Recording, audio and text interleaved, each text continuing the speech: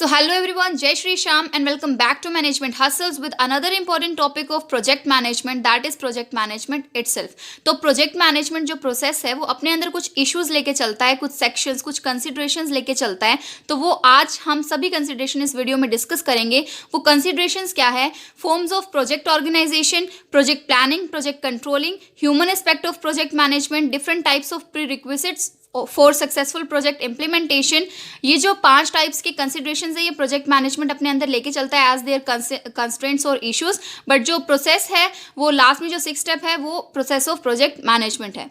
So before starting the introduction, I just want to say you all, if you have any doubt from previous videos or you want any other tutorial educational video on any other topic or any subject, so you can mention below or comment below in comment section. So let's come on the topic. So basically जो project management है वो क्या है? ये एक ऐसी process है जो हमें वी कैन से टीम को लीड करने में हेल्प करता है जिससे कि वर्क एफिशिएंटली परफॉर्म हो जाए so that we can achieve our different goals और objectives from that particular project within जो भी हमारे कंस्ट्रेंट्स है at the time of project. जो प्रोजेक्ट मैनेजमेंट है वो क्यों इंपॉर्टेंट है? क्योंकि ये हमें इंश्योर करता है कि जो प्रोजेक्ट है वो टाइमली कंप्लीट हो विद इन जो हमारा बजट है, अंडर द बजट हमारा प्रोजेक्ट एफिशिएंटली और we can say effective manner में कंप्लीट हो और जो भी हमारा क्वालिटी ऑफ वर्क है वो अच्छा रहे.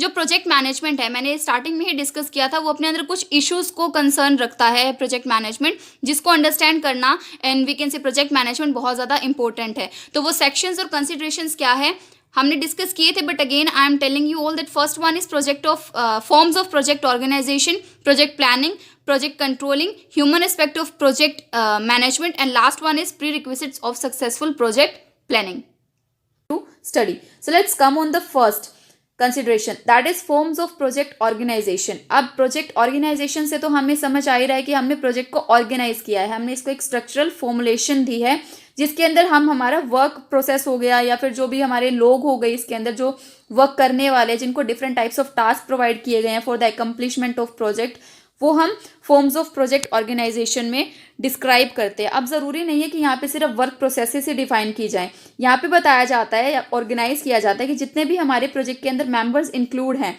जिनको टास्क डिस्ट्रीब्यूट किया गया है, उनके अंदर वी कैन से क्या कॉम्बिनेशन है, क्या इंटर रिलेशनशिप्स है. और यहाँ पे जो हम प्रोजेक्ट ऑर्गेनाइज करते हैं ये मेनली 3 स्ट्रक्चरल फॉर्म में करते हैं. First one is line and staff organisation, second is divisional organisation and third one is matrix organisation. So let's come on line and staff organisation. ये एक ऐसा ऑर्गेनाइजेशन और वी कैन से structure है जहाँ पे एक पर्सन अपॉइंट किया जाता है जिसको प्राइमरी रिस्पॉन्सिबिलिटी दी जाती है कि उसको पीपल्स को कोऑर्डिनेट करना है. कौन कौन से डिपार्टमेंट्स में? फंक्शन डिपार्टमेंट में. और जो ये पर्सन है इसको हम बोलेंगे प्रोजेक्ट कोऑर्डिनेटर. यहाँ पे वी कैन नोट से कि हाँ भाई इसका डायरेक्ट लाइन मैनेजमेंट या फिर फंक्शनल डिपार्टमेंट्स में इसको कोऑर्डिनेट करना है in a straight way, but we can say कि इसको डेलीगेट की गई हैं कुछ अथॉरिटीज़ और रिस्पॉन्सिबिलिटीज़ जो इसको मतलब वी कैन से एक सीक्वेंस ऑर्डर में पहले किसी पर्सन को देनी है फिर वो किसी और पर्सन को देगा. इसको डायरेक्ट अथॉरिटी और रिस्पॉन्सिबिलिटी नहीं दी गई है लाइन मैनेजमेंट की. अब यहाँ पे क्या है, यहाँ पे इफेक्टिव यूटिलाइजेशन तो हो रहा है रिसोर्सेज का, बट एक फैक्टर है क्या कि ये इफेक्टिव रियलाइजेशन नहीं कर पा रहा हमारे प्रोजेक्ट ऑब्जेक्टिव्स का. For that next one is divisional organisational. यहाँ पे क्या होता है, यहाँ पे सेपरेट डिविजन्स बना दिए जाते हैं, सेटअप कर दिए जाते हैं और वो हेड कर दिए जाते हैं किसको? प्रोजेक्ट मैनेजर को. अब यहाँ पे क्या हो रहा है, यहाँ पे फुल अथॉरिटी तो है प्रोजेक्ट मैनेजर के बाद, वो अच्छा स्ट्रॉन्ग फॉर्म में मतलब वी कैन से कि सारे एक्शंस भी परफॉर्म कर रहा है और ये स्ट्रेंथन भी कर रहा है कि भाई जो हमारे प्रोजेक्ट रिलेटेड ऑब्जेक्टिव्स हैं हम उसको फुलफिल कर पाएँ. बट इसका ड्रॉबैक क्या है, ये इनएफिशिएंटली और we can say full utilisation नहीं कर पा रहा हमारे रिसोर्सेज का. Next one is matrix organisation. हमने पढ़ा कि लाइन और फंक्शन ऑर्गेनाइजेशन में क्या हो रहा है, वो एफिशिएंट यूज तो कर रहे हैं रिसोर्सेज का बट उनका सुटेबल रिजल्ट नहीं आ रहा. वैसे ही जो डिविजनल फॉर्म ऑफ ऑर्गेनाइजेशन था वो इफेक्टिव यूज भी नहीं कर पा रहा और क्या हो रहा है और ना ही फिर उससे हमारा एफिशिएंट रिजल्ट आ रहा है. इसलिए जो मैट्रिक्स ऑर्गेनाइजेशन है, जो मैनेजमेंट प्रोजेक्ट मैनेजमेंट की जो वी कैन से एक ऑर्गेनाइजेशनल स्ट्रक्चर है, ये हमें दोनों ऑब्जेक्टिव्स को अचीव करने में हेल्प करता है. जो मैट्रिक्स ऑर्गेनाइजेशन है ये एफिशिएंट यूज भी करता है हमारे रिसोर्सेज का और we can say effective realisation भी करता है हमारे प्रोजेक्ट ऑब्जेक्टिव्स का. तो यहाँ पे जो मेनली वर्किंग रहेगी वो रहेगी पर्सोनल्स से और वर्कर्स से. जो पर्सोनल्स हैं उनको रिस्पॉन्सिबिलिटी दी जाती है कि वो अपने फंक्शनल सुपीरियर्स को और प्रोजेक्ट मैनेजर्स को रिस्पॉन्सिबल हैं फॉर एनी पर्टिकुलर प्रोजेक्ट। अब यहाँ पे क्या हुआ कि जो अथॉरिटी है वो किस किस के बीच में शेयर हो रही है, प्रोजेक्ट मैनेजर के बीच में और फंक्शनल मैनेजर के बीच में। यहाँ पे क्या है, ये we can say vertical line में जितनी भी वर्किंग है वो वर्टिकल लाइन में चल रही है। अब मैट्रिक्स फॉर्म ऑफ ऑर्गेनाइजेशन में क्या है, ये कॉम्प्लेक्सिटी पैदा करता है क्योंकि ये जो हायरार्कियल प्रिंसिपल है उसको क्या कर रहा है, इग्नोर कर रहा है, क्योंकि वर्टिकल फॉर्म में चल रहा है, ये हॉरिजॉन्टल फॉर्म में नहीं चल रहा इसलिए। क्योंकि और फिर क्या हो रहा है, इसकी वजह से कन्फ्लिक्ट आ रहा है बिजनेस में। और फिर क्या हो रहा है कि जो साइमल्टेनियसली वी कैन से कि जो ट्विन ऑब्जेक्टिव्स थे वो तो चलो इसने फुलफिल कर दिए, इसने एफिशिएंट यूज भी किया है रिसोर्सेज का, और वी कैन से हमें हमारा रियलाइज भी किया है, जो भी हमारे ऑब्जेक्टिव्स थे, गोल्स थे, उनको अकम्प्लिश करने में, इफेक्टिवली अकम्प्लिश करने में उसने हमें हेल्प किया। तो हम इसके बाकी जो ड्रॉबैक्स थे उसको अगर कंसीडर ना भी करें तो हमारे प्रोजेक्ट्स के ऑब्जेक्टिव इससे फुलफिल हो रहे हैं। तो out of 3 organisation, matrix organisation can be consider as the best form of project organization. So next come on the next and main step for today, project management. हमें पता है कि प्रोजेक्ट के अंदर कुछ एक्टिविटीज इंक्लूड होती है regarding resources हो गया, कंस्ट्रेंट्स हो गए, या फिर इंटर रिलेशनशिप्स हो गया रिसोर्सेज और कंस्ट्रेंट्स के बीच में, जिसको human mind easily we can say analyse कर सकता है और विजुअलाइज कर सकता है। बट अगर हाई लेवल की और वी कैन से कॉम्प्लेक्सफुल जो हमारी इन्फॉर्मेशन होती है, डेटा होता है या प्रोजेक्ट होते हैं, उसकी जब बात आती है उसके लिए हमें फॉर्मल प्लानिंग की नीड होती है। उसके लिए हमें कुछ कंसिडरेशंस लेने पड़ते हैं हमारी प्रोजेक्ट प्लानिंग करने के लिए। और वो कंसिडरेशंस क्या क्या होते हैं, क्या एस्पेक्ट्स हमें कंसीडर करने पड़ते हैं वाइल प्लानिंग एनी प्रोजेक्ट, तो वो कौन कौन से होते हैं। We have to find out the functions of planning, कि हमारे प्रोजेक्ट के ऑब्जेक्टिव और पॉलिसीज क्या है, वर्क ब्रेकडाउन स्ट्रक्चर क्या है हमारी प्लानिंग का, लाइफ साइकिल क्या है प्रोजेक्ट की, टूल्स क्या है प्लानिंग के, और हायरार्कियल प्लान्स क्या हैं। सो let's come on the functions of planning. हमारे सेवरल फंक्शंस है जो हमारी प्लानिंग फर्स्ट स्टेप है जो हमारा प्लानिंग उसके अंदर होता है। अब इसके अंदर क्या क्या होता है, हम ऑर्गेनाइज करते हैं जो भी हमारा वर्क है जो हमें प्रोजेक्ट में जो करना है, और एलोकेट करते हैं resources to each and every particular, और उसको टास्क असाइन कर देते हैं। हम कोऑर्डिनेशन और वी कैन से कम्युनिकेशन बना के रखते हैं किस चीज़ में, जो भी हमारी इन्वॉल्वमेंट्स है। दिस मीन्स कि जो भी हमारे वर्कर्स हैं, जो भी हमारी वी कैन से जो भी इंडिविजुअल इसके अंदर प्रोजेक्ट की परस्यूइंग के अंदर लगा हुआ है, उनके बीच में हमें कम्युनिकेशन, गुड कम्युनिकेशन और कोऑर्डिनेशन बना के रखना है। यहाँ पे हमें पीपल को वी कैन से इंडक्शन हमें ज़रूरी है, क्योंकि हमें एक लंबे समय तक उनके साथ काम करना है। तो प्रोजेक्ट जो प्लानिंग है उसका मेन फंक्शन ये भी है। यहाँ पे क्या है कि हमें टाइम की कॉन्शियसनेस को ऑब्वियसली हमें माइंड में रखना है कि हाँ हमें कितने टाइम तक ये करना है, तो इसलिए हमें उसके ऊपर मॉनिटरिंग और कंट्रोलिंग भी बनाए रखनी पड़ेगी। Next one is area of planning. यहाँ पे हम डिसाइड करते हैं कि हमें प्लानिंग किन किन एरियाज में, किन किन फैक्टर्स और सेक्टर्स को कंसीडर करके हमें प्लानिंग करनी है। यहाँ पे हमें सबसे पहले तो प्लानिंग करनी पड़ेगी रिगार्डिंग आर प्रोजेक्ट। हमें यहाँ पे क्या प्लान करना है कि कौन कौन सी एक्टिविटीज हमें प्रोजेक्ट्स में रखनी है, कितने टाइम के लिए रखनी है, क्या सीक्वेंस रहेगा हमारी प्लानिंग के टास्क का। Next one is planning and the main manpower of organisation. यहाँ पे हम डिसाइड करेंगे कि कौन कौन पर्सन हमारे प्रोजेक्ट की वर्किंग में इंक्लूड होंगे, उसका एस्टिमेट लगाया जाएगा कि किसको क्या we can say responsibility assign की जाएगी और कौन कौन सा वर्क किस किस को असाइन किया जाएगा। Next one is planning of money. यहाँ पे हम क्या है, जो भी हमारे एक्सपेंडिचर है मनी के, उसको बजट करके रखेंगे कि हाँ प्रेजेंट में हमारे बिफोर इम्प्लीमेंटेशन ऑफ प्रोजेक्ट ये हमारे एक्सपेंडिचर होने वाले हैं, यहाँ पे हमें फाइनेंस और फंड की ज़रूरत है और फ्यूचर में हमारे ये वाले ज़रूरत है इन सब चीज़ों की।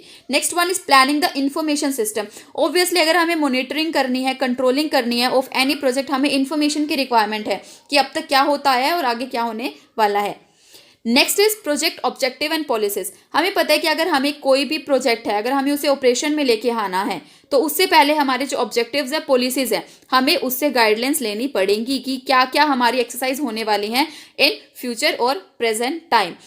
अगर हमारे पास वेल डिफाइंड ऑब्जेक्टिव्स है, पॉलिसीज है, तो वो हमें एक फ्रेमवर्क दे देगी फॉर आवर फ्यूचर एक्टिविटीज। इसीलिए एक कंपैरिजन बना रहेगा कि भाई कोई कंफ्लिक्ट नहीं होगा हमारे बीच में, और टेक्निकल परफॉर्मेंस भी है वो स्टैंडर्ड टाइम टारगेट में कंप्लीट हो जाएंगी। Next is work breakdown structure. यहाँ पे क्या है, यहाँ पे ये अपना नेम अपने आप ही सजेस्ट कर रहा है कि एक सिस्टमेटिकली और लॉजिकल ब्रेकडाउन है प्रोजेक्ट के अंदर। वी कैन से जहाँ पे हम प्रोजेक्ट की वर्किंग्स को क्या करें, पार्ट्स में डिवाइड कर रहे हैं। अब यहाँ पे हम कैसे कैसे कर सकते हैं ब्रेकडाउन स्ट्रक्चर, कैसे कैसे 3 फॉर्म्स में होता है basically. For example effective planning, हमने वर्क की डिवाइड कर दी मैनेजरल एलिमेंट्स में, जिससे कि हम जो हमारे प्रोजेक्ट है उसको प्लान कर पाएंगे, बजट कर पाएंगे और कंट्रोल कर पाएंगे। हम रिस्पॉन्सिबिलिटी ऑफ वर्क को असाइन कर देंगे किसको, जो भी हमारे पर्सोनल है और आउटसाइड एजेंसीज है, और डेवलप करके रखेंगे कंट्रोलिंग और इन्फॉर्मेशन सिस्टम को। Next one is life cycle of a project. अगर हम लाइफ साइकिल की बात करते हैं किसी भी प्रोजेक्ट के, तो उसके डिफरेंट स्टेजेस होते हैं। फर्स्ट स्टेज क्या होता है कि हम कब प्रोजेक्ट को डेवलप कर रहे हैं और इसकी प्रीलिमिनरी इंजीनियरिंग क्या होगी। Next step is biding and contract negotiation. Third one is engineering the design. Fourth one is procurement and purchase. Fifth construction and sixth commissioning. अगर हम इन स्टेप्स को कंसीडर करेंगे तो हमारे माइंड में दो स्टेप्स बिल्कुल क्लियर होने चाहिए, rolling wave concept and integration concept. Rolling wave concept क्या मानता है, ये कंसेप्ट अपने अंदर ये कंसीडर करके चलता है, अगर हमने फर्स्ट स्टेप जो है अगर हमने अच्छे से मेजर कर लिया, अच्छे से प्लान कर लिया, तो उसके बाद बाकी जो स्टेप्स है वो उसको फॉलो अप करते करते अच्छे से वी कैन से वर्क कर जाएंगे। और वहीं अगर इंटीग्रेशन कंसेप्ट है तो वो इंटीग्रेट करता है, ये अपने आप में शो कर रहा है कि इंटीग्रेट मिला के चल रहा है। ये प्लान बोलता है कि अगर हम सभी स्टेप्स को अगर एक साथ अच्छे से वी कैन से फॉर्मुलेट करेंगे तो हमारी life cycle of a project अच्छे से वर्क कर पाएगी। और हमें इंटीग्रेशन प्लानिंग की ज़रूरत क्यों होती है, जितने भी हमारे स्टेप्स हैं उनके बीच में अच्छा इंटर रिलेशनशिप बना रहे। Next is hierarchy of plans. अब हमें पता है कि अगर छोटा मोटा कोई प्रोजेक्ट है तो हम उसको कैसे भी मैनेज कर सकते हैं, अगर थोड़ा बड़ा है तो हम उसको कंप्यूटर मेमोरी से या फिर स्ट्रक्चर देके मॉड्यूलर बेसिस पे हम उसको फाइंड आउट या फिर वी कैन से एनालाइज कर सकते हैं। अब अगर हमारे पास बहुत बड़ा प्रोजेक्ट है तो उसको हम कैसे प्रिपेयर कर पाएंगे, उसकी एक हायरार्की बनाते हैं हम हमारे प्रोजेक्ट प्लानिंग में। जो हमारे लेवल 1 प्लानिंग होती है, यहाँ पे हम क्या करते हैं, जो भी हमारी एक्टिविटीज़ होती हैं हम उसको broadly we can say show करते हैं हमारे प्रोजेक्ट पे। फॉर एग्जांपल हमारी डिज़ाइन की इंजीनियरिंग हो गई, कॉन्ट्रैक्ट का नेगोशिएशन हो गया, प्रोक्योरमेंट हो गई, कंस्ट्रक्शन की, कमीशनिंग हो गई, जितने भी हमारे ब्रेकडाउन्स हुए हमने उसको शो कर दिया। लेवल 2 में अब हमने क्या किया, उसको और ग्रेटर डिटेल में हमने उसको परमिट दे दी और डिटेल एग्जामिनेशन की हमने वेरियस स्टेजेस पे, जो भी हमारे इंटर रिलेशनशिप्स थी डिफरेंट स्टेजेस के बीच में। यहाँ पे हमने क्या किया, आइडेंटिफिकेशन की इंडिविजुअल रिस्पॉन्सिबिलिटीज़ की जो भी हमारे वर्क से रिलेटेड थे। नेक्स्ट स्टेप में हमने क्या किया, मैन पावर प्लानिंग का एग्रीगेशन लगाया, एवरेज लगाया, और उससे नेक्स्ट में हमने स्केड्यूल किया प्रोजेक्ट वर्क को। लेवल 3 में हमने क्या किया, ये बेसिकली कॉस्ट अकाउंटिंग हम इसे बोल सकते हैं। यहाँ पे हम कॉस्ट मेजर्स करते हैं। फॉर एग्जांपल हमने एस्टिमेट लगाना है रिसोर्सेज का, रिक्वायरमेंट्स देखनी है कि फंड्स की अवेलेबिलिटी की कितने फंड अवेलेबल कितने और उनकी रिक्वायरमेंट कितनी है। प्रोजेक्ट्स के बीच में इंटर रिलेशनशिप देखना है, टाइम टारगेट देखना है कितना नहीं है। So next topic for today is project control.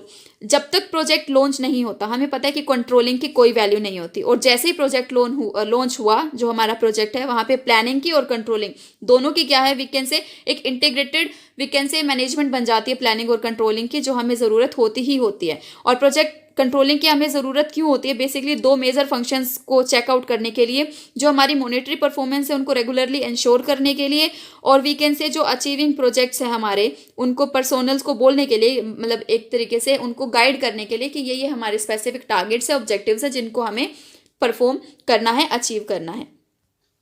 तो रीजंस क्या है कि क्यों हमारे जो कंट्रोलिंग में हमारी इनएफिशिएंसी रह जाती है। अब कुछ ऐसे पर्टिकुलर रीजन है। First one is characteristics of project.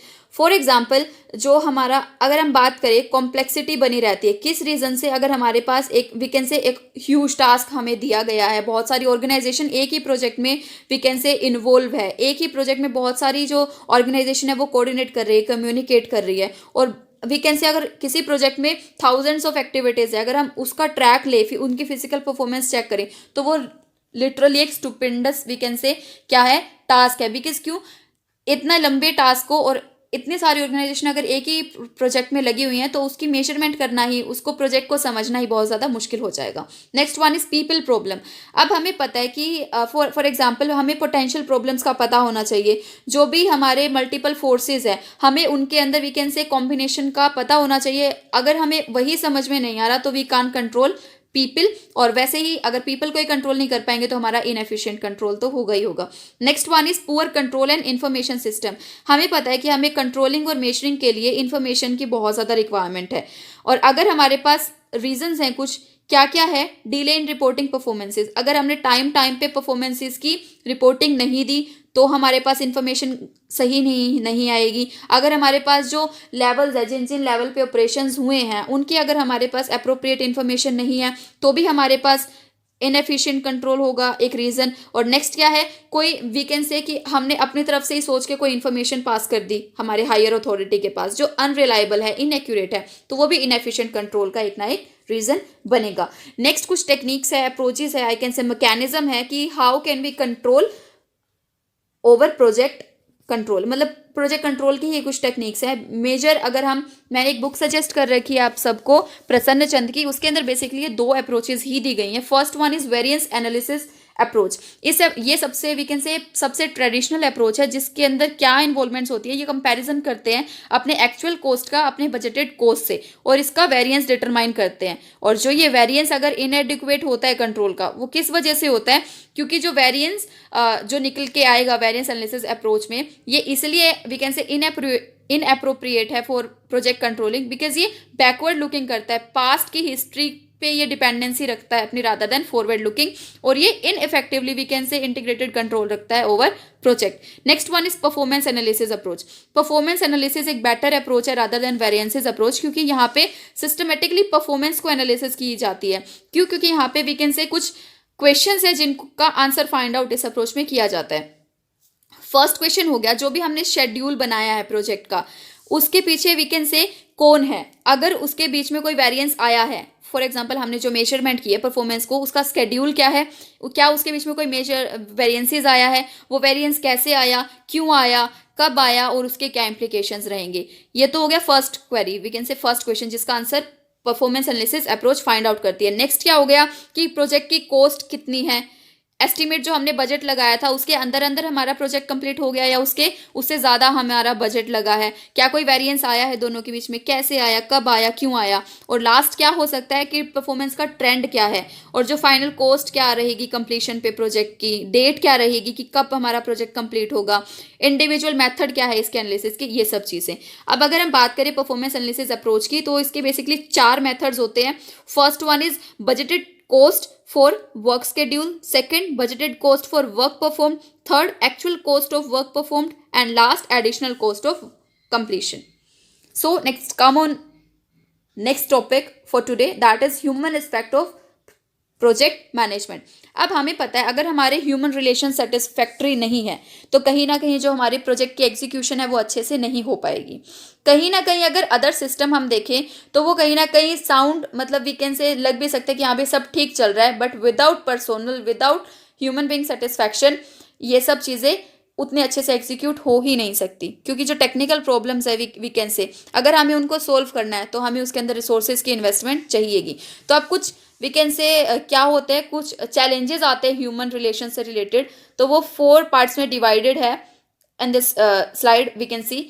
First is authority, second is orientation, third is motivation and last one is group functioning. तो अथॉरिटी की बात अगर आती है, वी कैन सी जो हमारे हेड्स होते हैं, वी कैन से बहुत जो हायर लेवल की अथॉरिटी होती है, for example they misuse their we can say जो उनकी रेपुटेशन है, जो उनका प्लेस है, अगर उनको वो मिस यूज करते हैं, या फिर वी कैन से वो अपनी जो उनका प्रोफेशनलिज्म है वो अच्छे से, जो उनकी रेपुटेशन है वो अच्छे से वो शो नहीं कर रहे हैं, वो इरस्ट्रक्चरल बिहेव कर रहे हैं, जो उनकी कम्युनिकेशन है, परसुएशन है वो अच्छी नहीं है, तो वो जो एक्टिविटीज़ हैं, जो वी कैन से कमांड है वो अच्छे से नहीं हो पाएगी in project management. Next one is orientation. अब यहाँ पे हम एक एग्जांपल लेके चलते हैं। फॉर एग्जांपल प्रोजेक्ट में अगर इंजीनियर्स की ज़रूरत है तो इंजीनियर्स एज्यूम नहीं कर पाएंगे जो एक मैनेजर एज्यूम कर सकता है, क्योंकि फिर उसको डिफरेंट टाइप्स ऑफ प्रॉब्लम्स आएगी कि वो कैसे सपोज करेगा कि प्लानिंग, वो कैसे, जो हमारा इंजीनियर है वो कैसे प्लान करेगा, ऑर्गेनाइज कैसे करेगा, डायरेक्ट कैसे करेगा,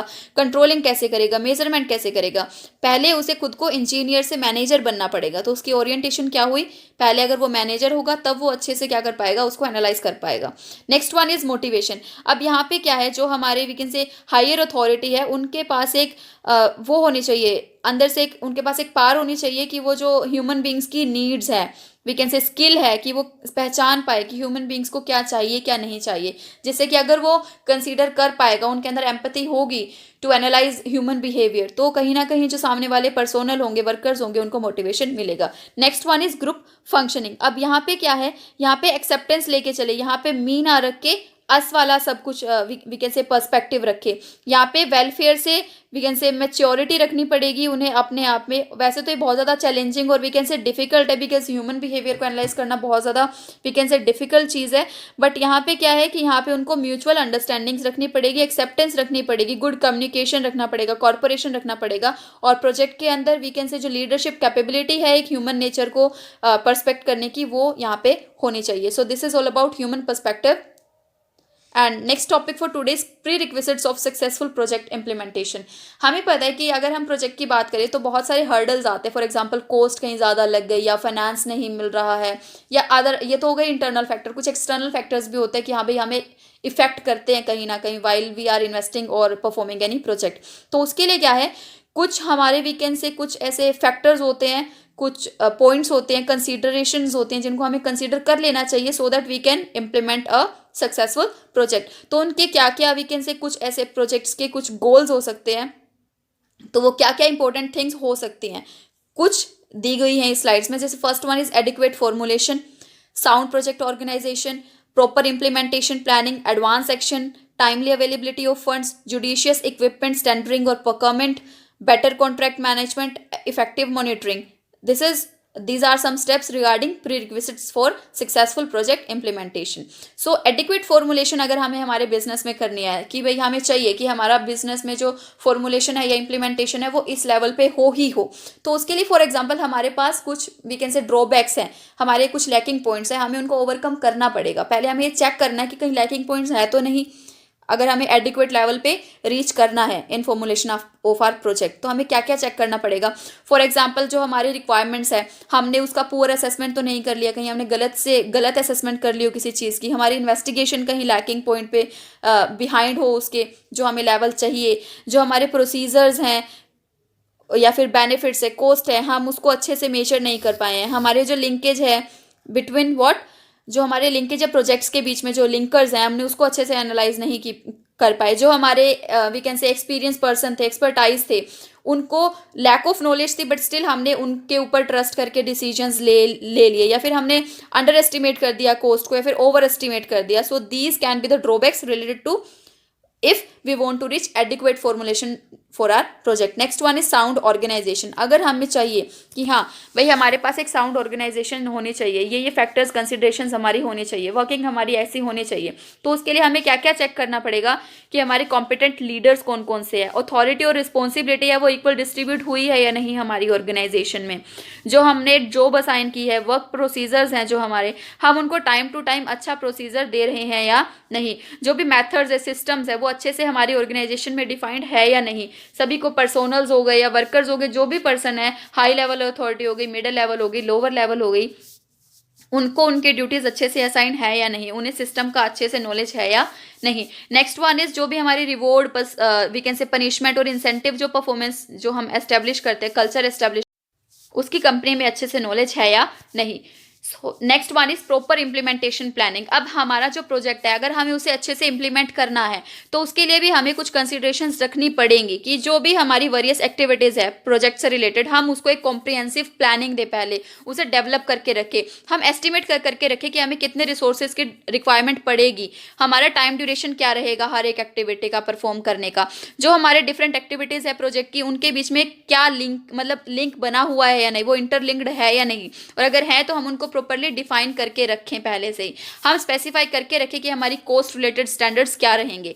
next one is action plan. जो हमारा एक्शन प्लान है वो हमें बिफोर इंप्लीमेंटेशन ऑफ प्रोजेक्ट पहले से ही हमें करके रखना पड़ता है, और वो क्या हो सकता है, for example acquisition of land हो गया, लैंड हमें सिक्योर करके रखनी है, जितनी भी हमारी एसेंशियल थिंग्स हैं उन सबको हमें हमारी टेक्नोलॉजी को पहले से ही आइडेंटिफाई करके रखना है, इंफ्रास्ट्रक्चर जो फैसिलिटीज़ हैं उनको पहले से हमें अरेंज करके रखना है, हमें डिज़ाइन करके रखना है, इंजीनियर करके रखना है, जो भी हमारी वर्किंग है, जो भी हमारा फ्यूचर में हमें जिन चीज़ की नीड है, या फिर जो भी हमारे टेंडर्स हैं हमें पहले ही उनको इवेलुएट और कंट्रोल करके रखना है। Next one is timely availability of funds. हमें पता है कि अगर हमारे पास टाइम पे अवेलेबल नहीं है फंड्स तो हम किसी भी प्रोजेक्ट को सक्सेसफुल वी कैन से नहीं कर सकते कंप्लीट। हमें वो हमारे जो ऑब्जेक्टिव्स को जिनको हमें मीट करना है, हमें पाने हैं, जो ऑब्जेक्टिव कंप्लीट करने हैं हम उनको कंप्लीट कर ही नहीं पाएंगे, क्योंकि जो अगर हमारे पास सफिशिएंट फंड नहीं है, फाइनेंस नहीं है, तो हम जितनी भी एक्टिविटीज़ हैं हम उनको परफॉर्म नहीं कर पाएंगे। इसलिए जो प्रॉपर एलोकेशन है वो बहुत ज़्यादा ज़रूरी है while we are implementing any project. Next one is judicious equipment tendering and procurement. अब हमें पता है अगर हमें एक अच्छा वी कैन से प्रोजेक्ट को इम्प्लीमेंट करना है तो हमें जो फॉरेन सप्लायर्स हो गए और इंडिजियस सप्लायर्स हो गए उनके बीच में हमें एक बैलेंस बना के रखना पड़ेगा। और अगर हम बात कर रहे हैं जो हमारी फॉरेन टेक्नोलॉजी होती है, अगर हमें वो कंसीडर करने हैं तो हम जो हमारी फॉरेन टेक्नोलॉजी है वो कब कंसीडर करेंगे, अगर मार्केट में वो चीज़ अवेलेबल नहीं है, कैपेबिलिटी नहीं है उस टाइम पे मार्केट, या फिर जो इंडिजियस टेक्नोलॉजी है हमारी वो उतनी डेवलप नहीं है। अगर ऐसे फैक्टर्स आ रहे हैं तभी हम वी कैन से कि टेक्नोलॉजी फॉरेन टेक्नोलॉजी को ऑप्ट करेंगे। Next one is better contract management. अगर हमें कॉन्ट्रैक्ट को अच्छे से मैनेज करना है, अगर हमें प्रोजेक्ट को अच्छे से इम्प्लीमेंट करना है तो कुछ हमें फैक्टर्स को कंसीडर करके रखना पड़ेगा। और वो फैक्टर्स क्या होंगे, जितने भी हमारे पार्टनर्स हैं उनको हमें कॉमन और वी कैन से इक्वल हमें मानना पड़ेगा सभी हमारे पार्टनर्स को। और नेक्स्ट क्या होगा, डिसिप्लिन बना के रखना पड़ेगा। जितने भी हमारे इंटरमीडिएटर्स है, ब्रोकर्स है, ओके, जो बीच में एजेंट्स हैं, उन सबको हमें एक वी कैन से बहुत ज़्यादा नॉर्मल बिहेव करना पड़ेगा, अच्छा बिहेव करना पड़ेगा। हमें हेल्प करना है किस चीज़ में, जो इंटरमीडिएटर्स को अगर कोई जेन्युइन प्रॉब्लम है regarding anything during any project तो हमें उनके साथ अच्छा बिहेव करना पड़ेगा, उनको हेल्प करनी पड़ेगी। नेक्स्ट क्या है, जो प्रोजेक्ट अथॉरिटीज़ हैं उनके पास वो पार होनी चाहिए कि अगर कोई जो वी कैन से कॉन्ट्रैक्टर है, अगर वो टाइम पे कोई प्रोजेक्ट की वर्किंग नहीं कर रहा है या फिर वो मतलब डिले कर रहा है उस रिस्पॉन्सिबिलिटी के ऊपर, तो we can go to the third party for that particular project. Next one is effective monitoring and effective monitoring. तो ये 2 बार लिखा गया है गलती से, but it's just one effective monitoring. तो अब यहाँ पे क्या है, अगर हमें फीडबैक और मॉनिटरिंग की ज़रूरत है तो हमें कहीं ना कहीं वी कैन से किस चीज़ की ज़रूरत होगी, इन्फॉर्मेशन की ज़रूरत होगी। जो ये मॉनिटरिंग का एस्पेक्ट है ये किस पे फोकस कर रहा है, फिजिकल और फाइनेंशियल वी कैन से जो भी हमने सेट किए हैं स्टैंडर्ड्स उनको एस्टेब्लिश करने के लिए। यहाँ पे हम ये चेक कर रहे हैं कि जो हमने स्टैंडर्ड सेट किए थे वो हम मीट कर पा रहे हैं या नहीं। ये किस चीज़ में हेल्प करता है हमें, जो मॉनिटरिंग है ये हमें जो हमारे प्लान के टाइम जो इम्प्लीमेंटेशन करे उसके टाइम जो डाइवेशंस आते हैं उनको एंटिसिपेट फाइंड आउट करने में हेल्प करता है, एनालाइज करने में हेल्प करता है कि जो भी हमारी प्रॉब्लम्स हैं हम उसको एमर्ज कर ले टाइम टू टाइम, और अगर कोई प्रॉब्लम है तो हम उसके ऊपर करेक्टिव एक्शन ले पाएँ। This is all about prerequisites regarding implementation of any project. Next one is project we can say process of project management, या फिर कई बार क्वेश्चन आता है कि भाई प्रोजेक्ट प्लानिंग और कंट्रोलिंग की प्रोसेस क्या होती है, तो this can consider to be the same because इनके प्रोसेस ऐसे ही होता है जो प्लानिंग से लेके वी कैन से मॉनिटरिंग और कंट्रोलिंग पे खत्म होती है जो प्रोसेस। सो जो प्रोजेक्ट मैनेजमेंट की जो प्रोसेस है that is starting from initiation. Initiation में हम क्या करते हैं, यहाँ पे हम इनिशिएट करते हैं विद आवर आइडिया, हम एग्जीक्यूट करते हैं हमारे प्लान को और इम्प्लीमेंट करते हैं हमारे आइडिया को। इस स्टेप में हम प्रॉब्लम फाइंड आउट करते हैं कि हाँ इस चीज़ से रिलेटेड हमें क्या चाहिए, हमें किसी प्रोजेक्ट में इन्वेस्ट करना है, हमें किसी प्रोजेक्ट की नीड है for find out the solution of particular this problem. Next one is planning. अब जो इनिशिएट लिया था हमने फॉर एन पर्टिकुलर प्रोजेक्ट, अब हम यहाँ पे उन सबको आइडेंटिफाई करेंगे। अब यहाँ पे एक डॉक्यूमेंट हम प्रिपेयर करेंगे जिसके अंदर हम एक डिटेल को आइडेंटिफाई करके सारा पॉइंट आउट करेंगे क्या कि कौन कौन सी एक्टिविटीज़ रहेंगी हमारे प्रोजेक्ट में, सीक्वेंस क्या रहेगा एक्टिविटीज़ का, कॉस्ट क्या रहेगी हमारी, उसको एस्टिमेट करके चलेंगे, कितने टाइम का हमारा प्रोजेक्ट रहेगा, किन किन रिसोर्सेज की रिक्वायरमेंट है, रिस्क कितना है इस पर्टिकुलर प्रोजेक्ट में, अगर रिस्क है तो उसकी रिस्क को असेसमेंट करके हम उसको रिड्यूस करने की कोशिश करेंगे। Next one is execution. जो भी हमने प्लानिंग में जो हमने चीज़ें आइडेंटिफाई की है और जो हमने टास्क असाइन किए हैं डिफरेंट पीपल्स को, हम अब यहाँ पे उसे क्या कर देंगे, एग्जीक्यूट कर देंगे, हम उसको एक्शन में ले आएंगे। Next one is monitoring and control. अब जो हमने एक्शंस परफॉर्म किए थे अब हम चेक करेंगे, एक्सरसाइज करेंगे कि क्या वो टाइम पे हो रहे हैं, कॉस्ट जो हमने डिसाइड की थी वो हमारी लग रही है या नहीं, बजट जो हमने तैयार किया था वो अंडर बजट हमारा प्रोजेक्ट कंप्लीट हो रहा है या ओवर बजट हो रहा है, रिसोर्स का फुल यूटिलाइजेशन हुआ है या नहीं, जो हमने रिस्क असेसमेंट की थी वो बिलो द रिस्क लेवल आया है या हाई रिस्क आया है हमारे प्रोजेक्ट में। और क्लोजर क्या है, अगर हमारे जो प्रोजेक्ट से हमने मॉनिटरिंग किया, कंट्रोलिंग किया, अगर वो ओके है then we can close up the process, otherwise हम कोई एक्शन ले लेंगे on that particular process. So in this video for today we had discussed project management under which we had detailed discussed about that what are different forms of project organization, project planning, project controlling, human aspects for project management, prerequisites for successful project implementation, and in last we had discussed what process of project management. So this is all about for my video, and thank you so much for hearing this, and do not forget to like, subscribe and share my channel.